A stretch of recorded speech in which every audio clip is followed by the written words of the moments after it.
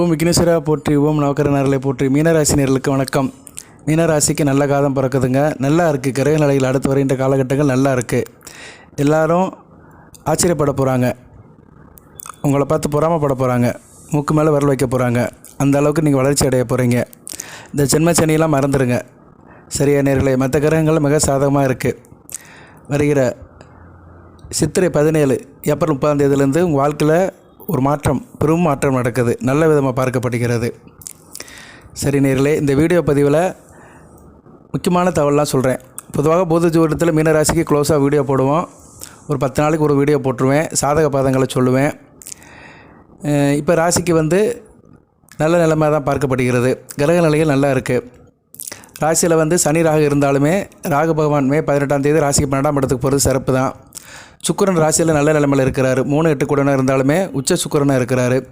2ஆம் இடத்துல புதன் போக போகிறாரு வருகிற 30ஆம் 2ஆம் இடத்துக்கு புதன் போகிறது நல்லதான். ராசிக்கு 4-7 கூடிய 2ஆம் இடத்துக்கு போகிறது கூடுதல் சிறப்பு தான். அடுத்த ராசியில் 2ஆம் இடத்துல இவர் இருக்கிறாரு, சூரியன் இருக்கிறாரு. கொஞ்சம் பேச்சில் மட்டும் நிதானமாக இருங்க. சொல்லிடாதீங்க, நிதானமாக பேசுங்க. 3ஆம் இடத்துல குரு நல்ல அமைப்பு தான். 4ஆம் இடத்துக்கு போக போகிறாரு.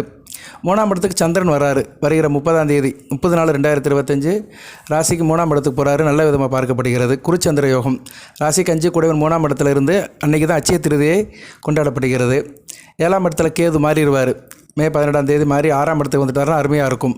ராகு கேதுகள் பயிற்சி உங்களுக்கு மிக சிறப்பை கொடுக்கும். ஓகே நேயர்களே, இந்த அமைப்பில் தான் கிரக நிலையெல்லாம் இருக்குது. செவ்வாய் ராஜயோகாதிபதி 2-9 கூடையவன் 5ஆம் இடத்துல இருக்கிறாரு. மத்தியம பலனை கொடுப்பாரு.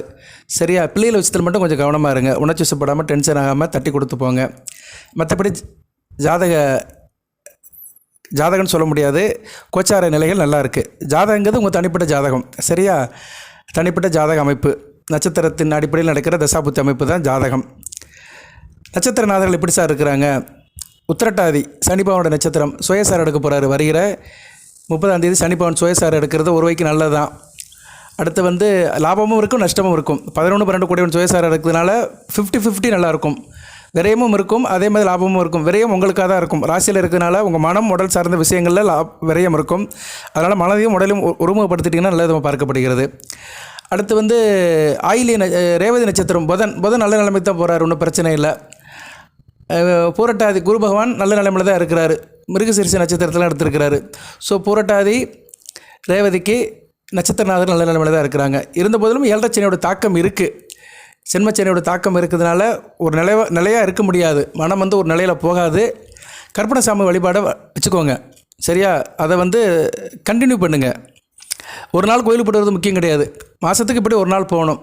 சரியா? நேரில் சிவன் ஆலயத்துக்கு போனால் சனி பகவானை கும்பிடுங்க. பெருமாள் கோயிலுக்கு போனால் ஆஞ்சநேயரை கும்பிடுங்க. இல்லைன்னா கற்பனை சாமி சன்னதிக்கு போங்க. ஏற்கனவே நிறைய வீடியோ போட்டிருக்கிறேன். அந்த பரிகார வழிபாடை மெயின்டைன் பண்ணுங்கள். தொடர்ந்து செய்யுங்க. செவ்வாய் வெள்ளிக்கு வீட்டில் எலுமிச்சை மலத்தை மாற்றுங்க. நல்ல விதமாக பார்க்கப்படுகிறது. குலதெய்வ வழிபாடை கூடுதலாக செய்யுங்க.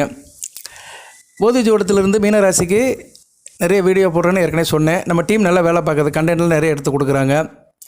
நிறைய தகவலை சொல்கிறாங்க. ஒரு லைக் போட்டுருங்க எல்லோரும் சேர்ந்து. சரியா? நீங்கள் எங்களுக்கு லைக் போடுற அளவில் எங்களுக்கு ஒரு கிரெடிட் கிடைக்கும்.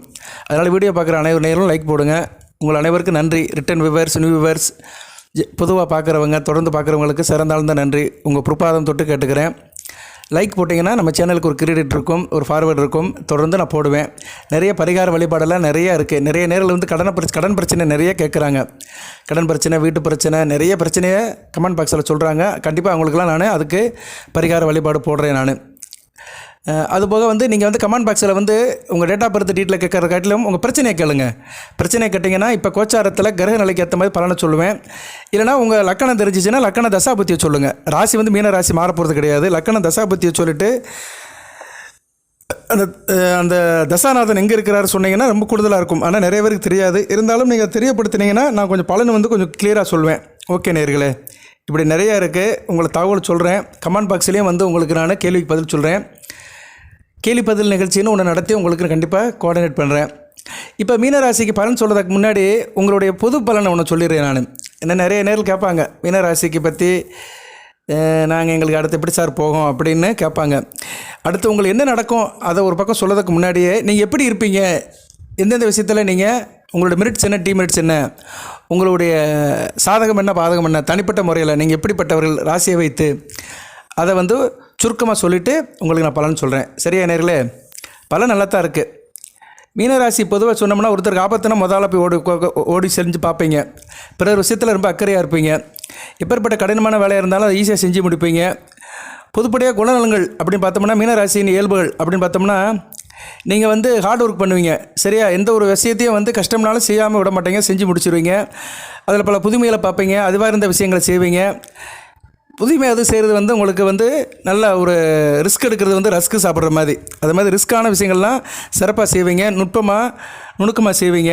பிறரிடம் அன்பு ஆசாபாசமாக இருப்பீங்க. எந்த விஷயத்தையுமே தன்னுடைய இயல்பை நிலைநாட்டுவீங்க. பொறுமை இருக்கும். பொறாமை இருக்காது, பொறுமை இருக்கும். மனப்பக்குவம் இருக்கும். கலை ஆர்வம் இருக்கும். சரியா? எப்போ பார்த்தாலும் மனதுக்குள்ள ஒரு பாட்டு இன்னிசை கீதம் வெளிச்சிட்டு தான் இருக்கும். இலக்கியம் இசையில் நாட்டம் இருக்கும். சரியா? அதனால் மியூசிக் இன்ட்ரெஸ்டிங் அதிகமாக இருக்கும். சொந்த காலில் நிற்கணும்னு ஆசைப்படுவீங்க. குடும்ப பொறுப்பில் தலைமையில் சுமப்பீங்க.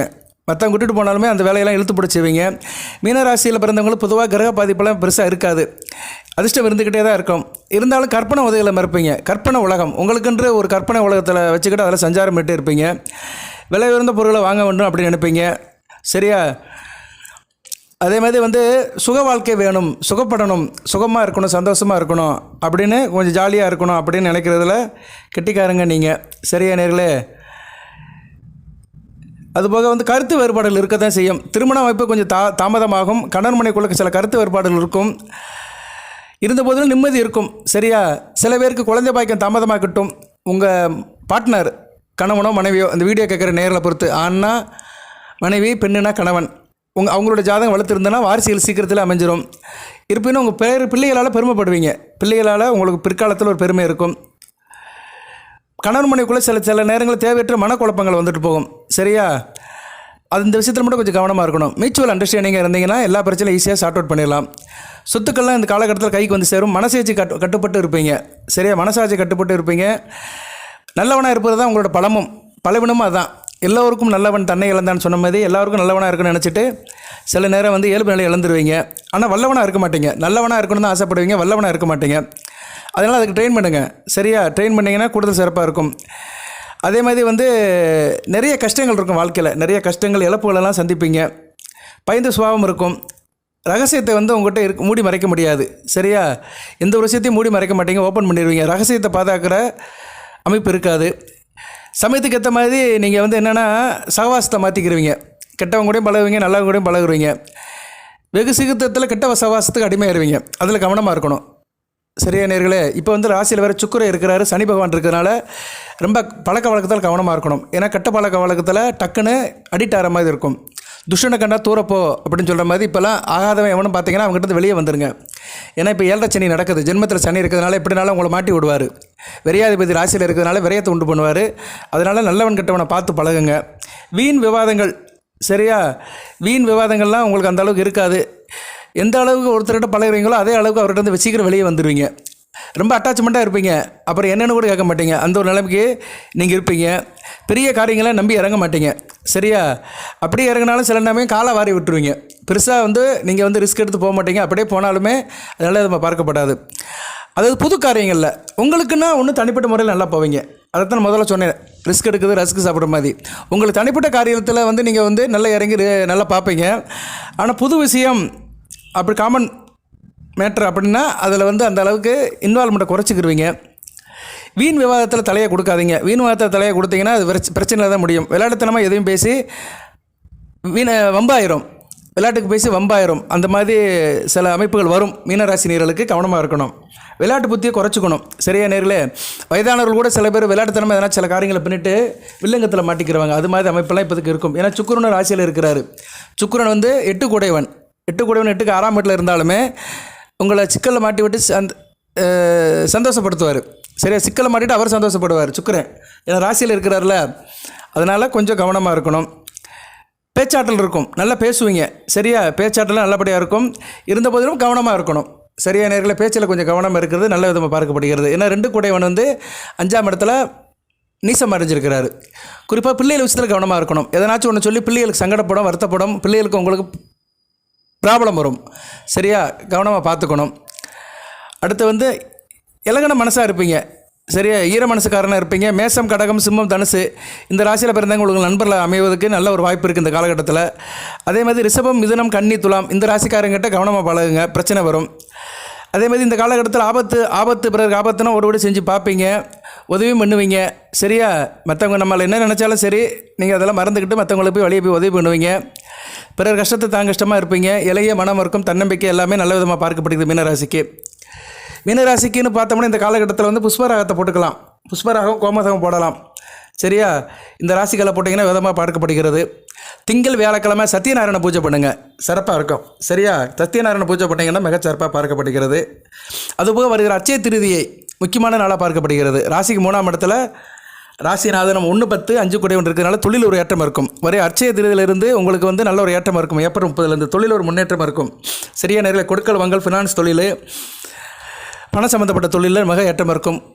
அதே மாதிரி வந்து வெஜிடபிள்ஸ் தோட்டம் வச்சுருக்கிறவங்க, விவசாயம் பண்ணுறவங்க, வெஜிடபிள்ஸ் வச்சுருக்கிறவங்க, பழத்தோட்டம் வச்சுருக்கிறவங்க, மார்க்கெட்டில் வேலை பார்க்குறவங்க, ஜூஸ் சென்டர் வச்சுருக்கிறவங்க, உணவுப் பொருள் சம்மந்தப்பட்டவங்க, ஹோட்டல் வச்சுருக்கிறவங்களுக்குலாம் மிகச்சிறப்பாக இருக்கும். இந்த தொழிலில் இருக்கிறவங்களுக்குலாம் அடுத்து வருகின்ற காலகட்டங்களில் லட்சக்கணக்கில் பணம் வரும். 1000 லட்சமாகும், லட்சம் கோடிகளாகும். மிகச்சிறப்பாக பார்க்கப்படுகிறது. எல்லோரும் வந்து உங்களை பார்த்து ஆச்சரியப்படுவாங்க. சரியா உலகம் உங்களை திரும்பி பார்க்கும். அந்தளவு கிரக நிலையில் வருது. புதன் 2ஆம் இடத்துக்கு போகிறாரு. ராசிக்கு 4 கூடிய 2ஆம் இடத்துல வரதால் குடும்பத்தில் இணக்கம் இருக்கும். வீடு மனை சம்மந்தப்பட்ட காரியத்தில் பணம் நல்லபடியாக வரும். தாயாரோட அன்பு இருக்கும். தாய்வில் ஒருவர் சிறப்பாக இருக்கும். தாயாத வழியில் நல்லா பணம் வரும். புதன் 2ஆம் இடத்துல 8ஆம் இடத்தை பார்க்கறதுனால திடீர் அதிர்ஷ்டம் இருக்கும்.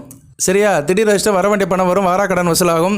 தூரதேச அமைப்பில் நல்லா ஒரு இன்வால்மெண்ட் இருக்கும். தூரதேச அமைப்பில் இருக்கிறவங்க, வெளிநாடு வெளிமாநில தொடர்பில் இருக்கிறவங்களுக்கு நல்ல காசு பணம் இருக்கும். காசு பணம் கிடைக்கும். அதுபோல் 7 குடைவன் 2ஆம் இடத்துல இருக்கனால கணவன் மணி கணக்கு நல்லாயிருக்கும். கணவன் அல்லது மணி மூலமாக வீட்டுக்கு வருமானம் வரும். இருந்தபோதும் சில நேரத்தில் சில பிரிவு இருக்கும். 7 குடைவன் 7க்கு 8ஆம் இடத்துல 2ஆம் இடத்துல இருக்கனால கணவனோ மனைவியோ வேலை விஷயமாக உங்களை விட்டு போவாங்க. ஒரு கேம்புக்கோ டிபெட்டிஷனோ போவாங்க. இப்போ உதாரணத்துக்கு சொல்கிறேனே, இப்போ மீனராசியில் ஒருத்தர் இருக்கிறாரு, ஒரு ஆண் இருக்கிறாரு, அவங்க மனைவி டீச்சராக இருக்குன்னா அந்த அம்மா வேலை விஷயனுக்காக வெளியே போகும். வேலை விஷயனுக்காக வேறு டிஸ்ட்ரிக்ட் போவாங்க, இல்லைனா வெளியூருக்கு போய் அங்கே போய் இந்த பரிட்சை பேப்பர் திருத்த போவாங்க. இப்போல்லாம் அந்த பரிட்சை பேப்பர் திருத்தத்துக்கு வெளியூருக்கு போவாங்க டீச்சர்ஸ். ஆனால் இருந்தாலும் சரி, பெண்ணாக இருந்தாலும் சரி போவாங்க. 10th +2 எக்ஸாம் பேப்பரை திருத்தத்துக்கு வெளியூர் போவாங்க. அது மாதிரி சில பேர் டெம்பரவரியாக சில பிரிவு இருக்கும். ஏன்னா 7 கூடியவன் 8ஆம் இடத்துக்கு வராரு. அந்தாலுமே நல்லா காசு பணத்தை கொடுத்துருவார். சரியா காசு பணத்தோடு இருக்கும். சில பேருக்கு பிரிவு இருக்கும். இப்படி தான் பலன்கள் கன்வெர்ட் ஆகுது. அதுபோல் ராசிக்கு வந்து 9ஆம் இடம் வலுக்குது. 9ஆம் இடம் வளர்க்குறதுனால என்ன, தாப்பனார் வழியில் நல்ல ஒரு ஆட்டம் இருக்கும். தாப்பனுடைய ஹெல்த் நல்லாயிருக்கும். தாப்பனுடைய உறவுமுறை நல்லாயிருக்கும். சொத்து பத்து பிரச்சனைலாம் சீக்கிரம் தீர்வாகும். நல்லாயிருக்கும். சரியா தாப்பன் வழியிலும் சரி, தாய் வழியிலும் சரி மிகச்சிறப்பாக பார்க்கப்படுகிறது. தாப்பன் தாய் வழிகள் வந்து மிகச்சிறப்பாக பார்க்கப்படுகிறது. நல்ல விதமாக பார்க்கப்படுகிறது. செவ்வாய் 2-9 கூடியவன் 5ஆம் இடத்துல இருக்கிறாரு. தான் வீட்டுக்கு மறையில் நல்லா தான் இருக்கும். இருந்தபோதும் நீசம் அடைஞ்சிருக்கிறாரு. முருகப்பெருமான் கந்தச கவசத்தை படிங்க. செவ்வாய்க்கிழமை இரவு 8 to 9 கந்தச கவசத்தை படிங்க. நல்ல சால சிறந்தது. கந்தச கவசமும் கற்பனசாமி வழிபாடும் வந்து உங்களுக்கு கூடுதல் சிறப்பை கொடுக்கும். அதுபோல் அட்சய திருதி அன்றைக்கி வந்து வீட்டில் பூஜை பண்ணுங்கள். அட்சய திருதி வந்து முக்கியமான நாள். அட்சய திருதி அன்றைக்கி வந்து நீங்கள் பூஜை பண்ணிங்கன்னா உங்களுக்கு வந்து செல்வம் பல மடங்கு பெருகும். சில பேர் நகை நெட்லாம் வாங்குவாங்க. அதெல்லாம் ஒரு பக்கம் இருந்தாலும் சரி, இந்த பூஜை மட்டும் பண்ணுங்கள். நான் சொல்கிற விஷயத்தில் அந்த பூஜையை பண்ணுங்கள். சுருக்கமான பொருட்களை வாங்கி கும்பிடலாம். நகை நட்டு தான் வாங்கணும் அவசியம் கிடையாது. காசு பணம் இருக்கிறவங்க வாங்கிக்கோங்க, வேணாம் சொல்லலை. சாமானியப்பட்ட மக்கள் வீட்டில் பூஜை அறையில் மகாலட்சுமி படம், குபேர படம், இல்லைன்னா குபேர சிலையை வச்சுருங்க. விநாயகர் படத்தை வச்சுக்கோங்க. இல்லைனா சந்தனத்தில் விநாயகர் பிடிச்சிக்கோங்க. குங்குமம் வைங்க. மகாலட்சுமி படம் அன்னை அஷ்டலட்சுமி வாசம் பண்ணிடுவா. அடுத்து மஞ்சளில் குங்குமம் வச்சிங்கன்னா ஆதிபராசக்தி அன்னை சக்தி பராசக்தி வந்துடுவா. சக்தி விநாயகராக இருப்பா. சரஸ்வதி உங்கள் நாவலை குடியிருப்பா. நாபிக்கமலத்திலிருந்து வருகின்ற நாபத்தை சொல்லுங்கள். மீனராசிக்குன்னு ஒரு மந்திரம் இருக்குது. அந்த மந்திரத்தை சொல்லுங்கள். அந்த மந்திரம் என்ன மந்திரம் சார் அப்படின்னா, மீனராசிக்கு வந்து ஓம் க்ரீங் க்ளீங் ஷவ் இந்த மந்திரத்தை 3 தடவை சொல்லுங்கள். இல்லைனா 11 தடவை சொல்லுங்கள், 18 தடவை சொல்லுங்கள். வாய்ப்பு இருக்கிறவங்க 108 தடவை கூட சொல்லலாம். ஓம் க்ரீங் க்ளீங் ஷவ், ஓம் க்ரீங் க்ளீங் சவ் இந்த மந்திரத்தை சொல்லலாம். எந்த திசையிலிருந்து சொல்லலாம், எப்படி உட்காந்து சொல்லலாம். சரியா இந்த மந்திரம் வந்து மீனராசிக்கு உள்ள மூல மந்திரம். இந்த மந்திரத்தை சொல்கிறதுனால உங்களுக்கு பெரிய பெனிஃபிட்லாம் கிடைக்கும். வாழ்நாள் முழுக்க சொல்லலாம். பூஜை பண்ணுற அன்றைக்கி எப்போ வேணாலும் சொல்லலாம், என்றைக்கு வேணாலும் சொல்லலாம். இந்த மந்திரத்தை நீங்கள் சொல்கிறதுனால ட்ரேடிங் நல்லாயிருக்கும், வியாபாரம் நல்லாயிருக்கும், வணிகம் நல்லாயிருக்கும், தொழில் நல்லாயிருக்கும். அதில் ஒரு வெற்றி கொடுக்கும். இப்போ தொழில் வியாபாரத்தில் பிரச்சனை இருக்கிறவங்க, தொழிலில் முடக்கமாக இருக்கிறவங்க இந்த மந்திரத்தை கண்டிப்பாக சொல்லுங்கள். இந்த மந்திரம் வந்து ஒரு சாகாவரம் பெற்ற மந்திரம். இதை வாழ்நாள் முழுக்க சொல்லலாம். சொன்னீங்கன்னா தொழில் வியாபாரத்தில் கொடி கட்டி பறக்கலாம். இந்த மந்திரம் அறிவுக்கு உதவும். படிக்கிற மாணவர்கள் சொல்லலாம். அறிவுபூர்வமாக இருக்கணும் அப்படின்னு நினைக்கிறவங்க இந்த மந்திரத்தை சொல்லலாம். இந்த மந்திரம் ஒவ்வொரு வாழ்க்கையில் மகிழ்ச்சியை கொடுக்கும். குடும்பத்தில் மகிழ்ச்சி இருக்கணும், சந்தோஷம் இருக்கணும்னா இந்த மந்திரத்தை சொல்லலாம். அதுபோக இந்த மந்திரம் சொல்கிறதுனால உங்களுக்கு வந்து அனைத்து விதமான சௌபாக்கியம் கட்டும். சரியா எல்லா விஷயத்துலையும் வந்து ஒரு உங்களுக்கு மேன்மையை கொடுக்கும். எந்த நேரத்திலும் சொல்லலாம். சரியா நேர்களே, எந்த திசையிலும் சொல்லலாம், எந்த திசையை பார்த்து வேணாலும் சொல்லலாம், எந்த நேரத்திலும் சொல்லலாம். நேரங்காலம்லாம் கணக்கு கிடையாது. பூஜை நேரத்திலும் சொல்லலாம், மற்ற நேரத்திலும் சொல்லலாம். காலையில் எழுந்திரிச்சோடனே இந்த மந்திரத்தை சொல்லலாம், இரவு தூங்க போகும்போது இந்த மந்திரத்தை சொல்லலாம். ஏன்னா இந்த மந்திரம் வந்து மீனராசிக்காக படைக்கப்பட்ட மந்திரம். அந்த கிருஷ்ண பரமாத்மாவையும் அன்னை புவனேஸ்வரியும் சத்தியநாராயணனும் சேர்த்து வழங்கப்படுகின்ற மந்திரம் நல்ல விதமாக பார்க்கப்படுகிறது. சரி சார், இப்போ வந்து அட்சய திருதி வருகிற ஏப்ரல் 17, சரி சித்திரை 17, ஏப்ரல் 30 புதன்கிழமை வருது. பொண்ணு கிடைச்சாலும் புதன் கிடைக்காது. அன்றைக்கி புதன் ராசிக்கு 2ஆம் இடத்துக்கு வராரு. அருமையான அமைப்புங்க. 2ஆம் இடத்துல சூரியன் கூட சேர்றாரு. சூரியன் நாராயணகம் 2ஆம் இடத்துல இருக்குது. குடும்பத்தில் தெய்வத்தோட வாசம் வருது. பெருமாள் வந்து குடும்பத்துக்கு வராரு. அருமையான அமைப்பு. அவர் அப்படி பிடிச்சிக்கோங்க. சரியா, தெய்வத்தை வந்து வீட்டில் எப்பயுமே நம்ம கட்டி போட்டு வச்சுக்கணும். அதுக்கு வந்து சில பூஜை புனஸ்காரம் பண்ணணும். நான் சொன்ன மாதிரி மகாலட்சுமி படம், குபேர சிலை, விநாயகர் படம் இல்லைன்னா விநாயகரை பிடிச்சி வச்சுக்கிட்டு பூஜை புனஸ்காரத்தை பண்ணுங்கள். முல்லை மலர் அல்லது மல்லிகைப்பூ மலரால் அர்ச்சனை பண்ணுங்கள். மந்திரத்தை சொல்லுங்கள். அஷ்டலட்சுமி மந்திரத்தை சொல்லுங்கள். அது நிறைய பேருக்கு தெரியும். சரியா, அது சமஸ்கிருதத்தில் இருந்தாலுமே தமிழில் சில மந்திரத்தை சொல்லுங்கள். மந்திரம்னா என்ன? நாமந்தான். மந்திரம்னா நிறைய பேர் என்ன நினைக்கிறாங்கன்னா சமஸ்கிருதம் ஸ்லோகம் அப்படின்னு நினைக்கிறாங்க. அப்படிலாம் கிடையாது. நீங்கள் வந்து உங்கள் வாயால் ஒரு மனசாக சொன்னீங்கன்னா அதுதான் மந்திரம். ஓம் ஆதிலட்சுமியை போற்றி, தனலட்சுமியை போற்றி, தானியலட்சுமியை போற்றி, திவ்யலட்சுமியை போற்றி, திரவியலட்சுமியை போற்றி, சௌபாகலட்சுமியை போற்றி, வீரலட்சுமியை போற்றி, விஜயலட்சுமியை போற்றி, ஐஸ்வர்யலட்சுமியை போற்றி, சந்தானலட்சுமியை போற்றி, மகாலட்சுமி தாயே, திருமலை நாராயணனாயி அன்னையே போற்றி அப்படின்னு சொன்னாலே வந்து உங்களுக்கு அந்த அஷ்டலட்சுமியோட வாசம் வந்துடும். அந்த மந்திரத்தை சொல்லுங்கள். பூஜை பண்ணுங்கள். பூஜை பண்ணுறதுக்கு முன்னாடி காலையில் 9 மணிக்கு முன்னாடி கடையில் வீட்டில் இருக்க பொருள் யூஸ் பண்ணாதீங்க. வெளியே கடையில் போய் பலசர கடையில் கல் உப்பு ஒரு பாக்கெட்டு, நான் 5 பொருள் சொல்கிறேன், 5 பொருள் ஒரு பொருள் வாங்கினா போதும்.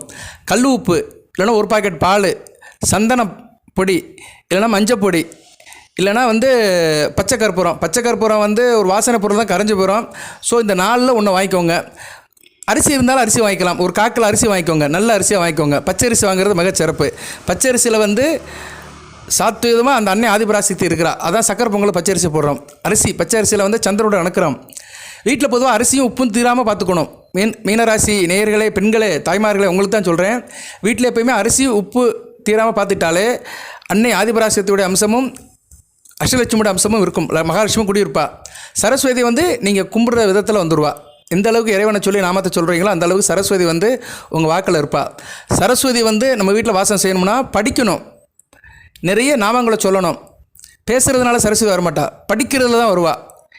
சரியா, எந்த அளவுக்கு நீங்கள் படிக்கிறீங்களோ, புஸ்தகங்களை படிக்கிறீங்களோ, நல்ல புஸ்தகங்களை படிக்கணும். ஆன்மீக புஸ்தகங்கள், அதே மாதிரி வந்து பிள்ளைகள் உள்ள பாட புஸ்தகங்கள், அறிவு ரீதியான உள்ள புஸ்தகங்கள், ஆன்மீக சிந்தனையை தூண்டுற புஸ்தகங்கள், இது மாதிரி புராண புஸ்தகங்கள், இதிகாசங்கள், இதெல்லாம் வந்து படிக்கணும். ஒரு நாளைக்கு ஒரு 5 நிமிஷம் ஆச்சும் படிக்கணும். சரியா நேர்களே, இல்லைன்னா இறைநாமத்தை சொல்லணும். எனக்கு படிக்க டைம் இல்லை சார் அப்படின்னா இறைநாமத்தை சொல்லுங்கள். பூஜை அறையில் இறைநாமத்தை சொல்லுங்கள். அதுக்கும் டைம் இல்லைன்னா வாட்ஸ்அப்பில் கேளுங்க. காதால் கேளுங்க. வாயால் சொல்ல முடியலனாட்டும் காதால் கேளுங்க. ஏதோ ஒன்று செஞ்சீங்கன்னா கண்டிப்பாக அந்த சரஸ்வதி வந்து உங்கள்கிட்ட சகவாசம் பண்ணுவாள். உங்கள் வீட்டில் இருப்பா. சரஸ்வதி வந்துட்டாலே அனைத்தும் வசப்படும். ஏன்னா சரஸ்வதி வந்து ரொம்ப பொறுமையான தெய்வம், ரொம்ப ஒரு ஆக்ரோஷம் இல்லாத தெய்வம். சரஸ்வதி யோசிக்கிறவ, அறிவு காரகி, வித்யா காரகி. வித்தை வந்து வித்யா காரகி, வித்தைக்கு அதிபதி. அந்த அம்மா வந்து சரஸ்வதி வந்து உங்ககிட்ட வசப்பட்டுட்டானா எல்லாமே வந்துடும்.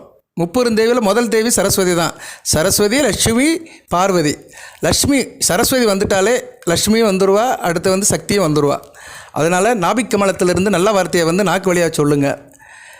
அந்த நான் சொன்ன பொருட்களில் ஒரு பொருளை வேணும் பூஜை அறையில் வச்சுருங்க. கரெக்டாக 9:45 பூஜை முடிஞ்சிருங்க. 9 to 10 குருவரை. அன்றைக்கி அட்சய திருதியை காலையில் 9 to 10 குருவரை. வேலைக்கு போகிறவங்க வேலைக்கு போங்க, பூஜையை முடிச்சுட்டு. வீட்டில் இருக்கிறவங்க மெதுவாக பூஜை பண்ணுங்கள். 9 to 10 பூஜை பண்ணிடுங்க. நான் சொன்ன மந்திரத்தை சொல்லுங்கள், ராசி மந்திரத்தை சொல்லுங்கள். நல்ல விதமாக பார்க்கப்படுகிறது. பூஜையை முடிச்சுட்டு அந்த பூஜை பொருட்களை எடுத்துக்கோங்க. ஒரு எலுமிச்சை பழத்தை வச்சு பூஜை பண்ணுங்கள். எலுமிச்சை பழம் வச்சுட்டு அந்த பழத்தை எடுத்து நீங்கள் சாப்பிட்டுக்கலாம். சரியா, ஊறுகாய் போட்டுறாதீங்க தயவுசெய்து. அந்த பழத்தை வந்து உடனே எடுக்காதீங்க. ஒரு 2-3 நாள் இருக்கட்டும். எப்போவுமே பூஜை அறையில் எலுமிச்சை பழம் இருந்துக்கிட்டே இருக்கணும். ஒரு ஃப்ரீக்வெண்ட்டாக அதை மாற்றிக்கிட்டே இருக்கணும். ஒரு சைக்கிளாக செவ்வாய்க்கிழமை வெள்ளிக்கிழமை மாற்றிக்கலாம். இடையில சில விசேஷ தினங்கள் வந்துச்சுன்னா அதுக்கேற்ற மாதிரி நீங்கள் ஆர்டர் பண்ணிக்கணும். சரியா, எல்லாத்தையும் என்னால் பக்கத்தில் இருந்து பார்க்க முடியாது, சொல்ல முடியாது. நீங்கள் தான் சில நேரத்தில் ப்ராக்டிக்கலாக திங்க் பண்ணிக்கணும். சரியா, நடைமுறைக்கு சாத்தியமாக எல்லாத்தையும் நீங்கள் வச்சுக்கணுங்க. இன்றைக்கி ஒரு மனிதன் வந்து நடைமுறைக்கு சாத்தியமாக நல்ல காரியங்களை பண்ணுறானோ அவனுக்கு எல்லாமே நல்லதாக நடக்கும். நல்ல காரியம் பண்ணணும், அது நடைமுறைக்கு சாத்தியமாகவும் இருக்கணும். நான் நல்ல காரியம் பண்ணுறேன்னு சொல்லிட்டு இடக்கு முடக்கா பண்ணுறது, எல்லாத்துலேயும் நேரம் பார்க்குறது, சரியா? 100% பெர்ஃபெக்டாக எந்த காரியம் பண்ண முடியாது. அதனால் இந்த பெர்ஃபெக்ட் அப்படிங்கிற பெர்ஃபெக்ஷனை வந்து ஓரளவு ரிலாக்ஸேஷன் பண்ணுங்கள். ப்ராக்டிக்கலாக இருங்க. ஆனால் ப்ராக்டிக்கலாக இருந்தாலும் இயல்பாக இருங்க, நல்ல வழியில் இருங்க. ஸோ அப்படிலாம் போய் தான் சில காரியங்கள் செய்யணும். இன்றைக்கி இங்கே பிரச்சனையே அதுதான். சில பேர் வந்து இந்த நல்ல நேரங்காலத்துக்காக வந்து எடக்கு முடக்க சில காரியங்கள்லாம் பண்ணி பிரச்சனையில் மாட்டிக்கிறாங்க. அப்படிலாம் இல்லைங்க. நம்ம இயல்பாக இருக்கணும். சரியா? நமக்கு எப்போ சாதகமாக இருக்கோ அப்போ சில காரியங்களை செஞ்சுட்டு போயிட்டே இருக்கலாம். அது மாதிரி தான். அதனால் ப்ராக்டிக்கலாக இருங்க. நான் சொன்ன மாதிரி ப்ராக்டிக்கலாக உங்களுக்கு வசதிப்படுற அன்றைக்கி அந்த எலுமிச்சை பழத்தை மாற்றிக்கோங்க. நான் செவ்வாய் வெள்ளின்னு சொல்கிறேன். சில பேர் வீட்டில் வந்து திங்கள் வேளன் கூட பூஜை பண்ணுவாங்க. நானே இந்த வீடியோவில் சொன்னேன். மீனராசிக்கு வந்து திங்கள் வேளனை வந்து தட்சிணாமூர்த்தியை கும்பிடலாம், குரு பகவானை கும்பிடலாம், சத்தியநாராயணனை கும்பிடலாம் அப்படி சொன்னேன். ஸோ திங்கள் வேளன் பண்ணுறவங்க அன்றைக்கி கூட எலுமிச்சை பழத்தை மாற்றிக்கலாம். சரியா? நம்ம குடும்பத்தில் நடைமுறை சாத்தியப்படுறதோ அதுக்கேற்ற மாதிரி வச்சுக்கோங்க. ரைட் நேயர்களே, அது ஒரு நல்ல விதமாக பார்க்கப்படுகிறது. ஸோ அந்த அச்சய திருதி அன்றைக்கி இந்த பூஜையை முடிச்சிருங்க. காலையில் 9:45 முடிச்சிருங்க.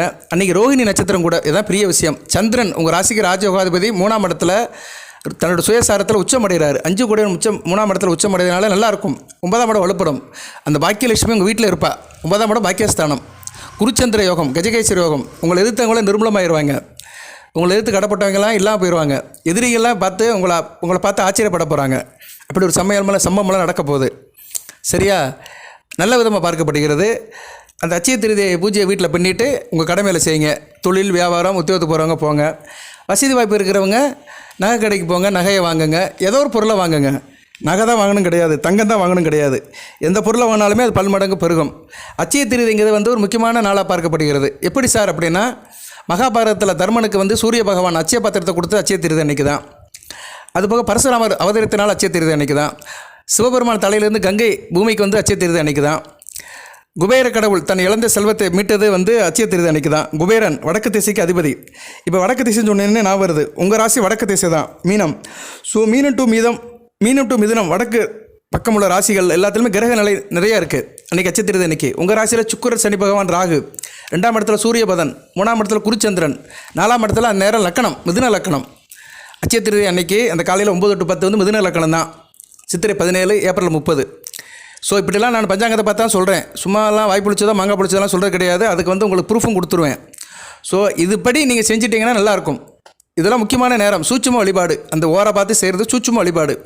அந்த சூட்சும வழிபாடு அன்றைக்கி நீங்கள் நல்ல ஒரு பூஜை பண்ணிட்டீங்கன்னா இந்த சென்னையிலேருந்து வெளியே வந்துடலாம். சனிபாவோட ஆதிக்கம் உங்களுக்கு அந்த அளவுக்கு பெரிய கெடுபலனை கொடுக்காது. சரியா? நீங்கள் எதுக்கு பயப்பட வேண்டாம். முக்கியமான நாள் அன்றைக்கி முக்கியமான நேரத்தில் சில பொருட்களை வச்சு பூஜை பண்ணிட்டீங்கன்னா அந்த 30 தேவிகள், மும்மூர்த்திகள், 39 கோடி தேவர்கள் உங்கள் வீட்டுக்கு வந்துடுவாங்க. அவங்களோட அனுக்கிரகம் கிடைக்கும்.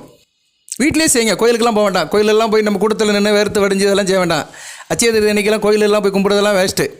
வேண்டாம் சொல்கிற போகிறவங்க போங்க. அது முக்கியமல்ல. வீட்டில் செய்கிறோம். வீட்டில் செய்கிறது ரொம்ப முக்கியம்.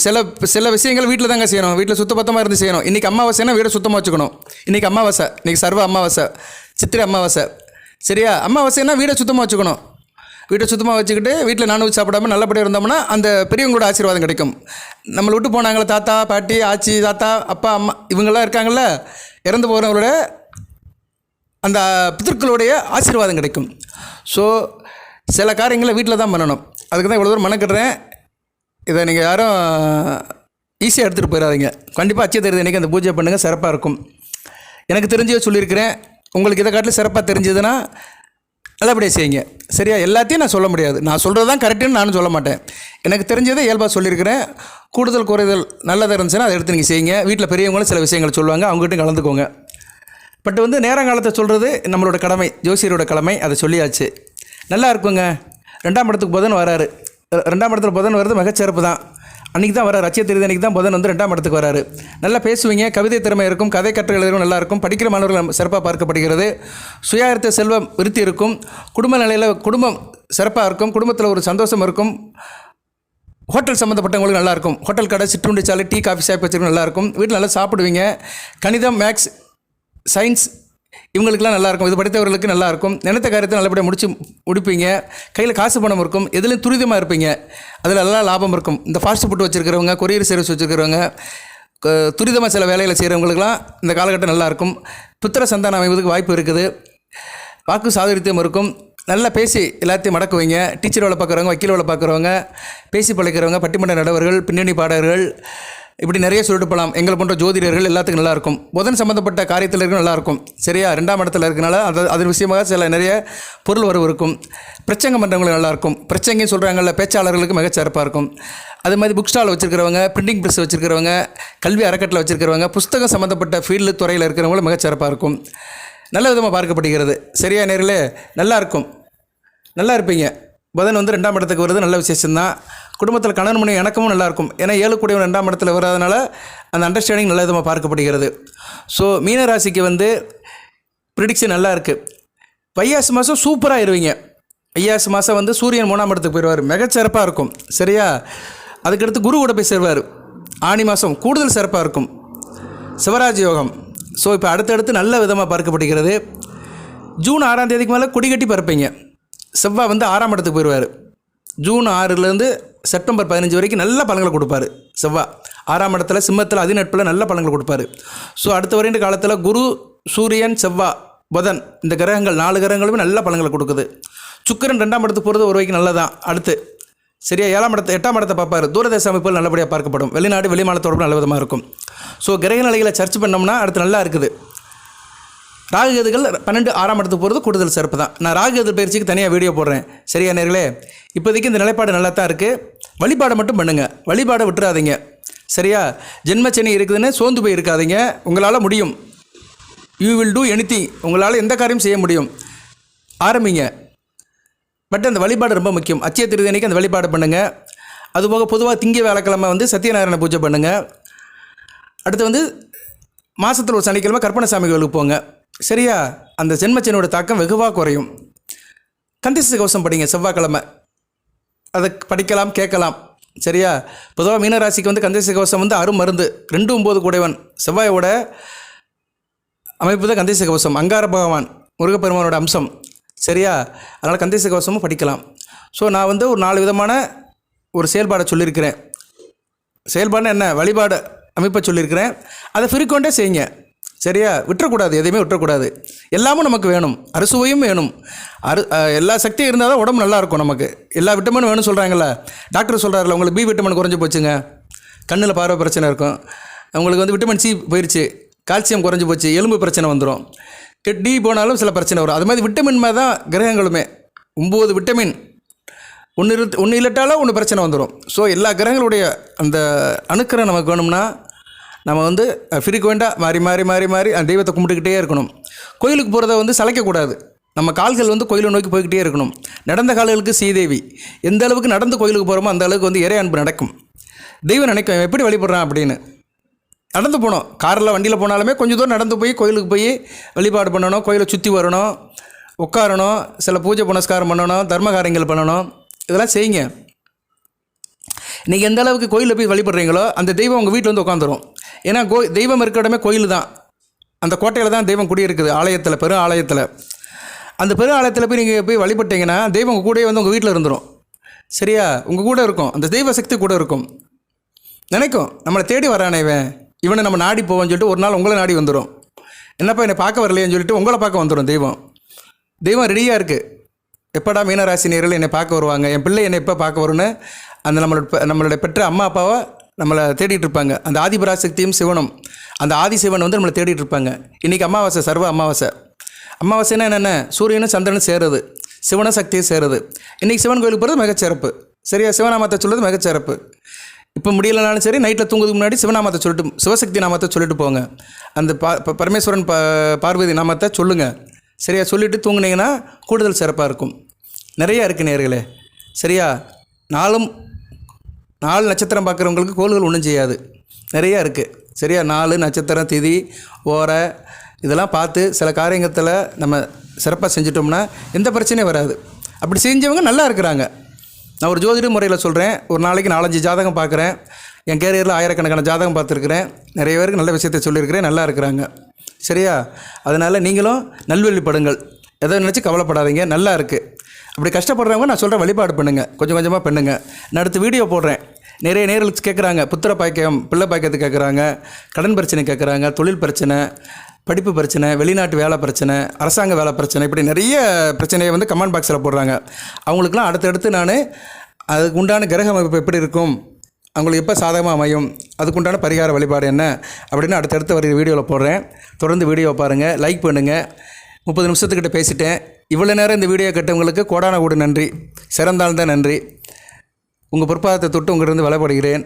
லைக் பண்ணுங்கள், எல்லோரும் லைக் பண்ணுங்கள். சரியா நேர்களே, வாழ்த்துக்கள். எல்லாம் வல்ல இறைவன் மீனராசி நேயர்களுக்கு, பூரட்டாதி உத்திரட்டாதி ரேவதி நட்சத்திரத்தில் பிறந்தவர்களுக்கு சில சௌபாகியத்தையும் சில ஐஸ்வர்யத்தையும் சில நன்மையிலும் கொடுப்பார். அனைத்து வளங்கள் நலன்களை பெற்று தேக ஆரோக்கியத்துடன் தீர்க்காலுடன் நீடோடி வாழ்க, நிறைந்த வளம் பெறுக. நன்றி நேயர்களே.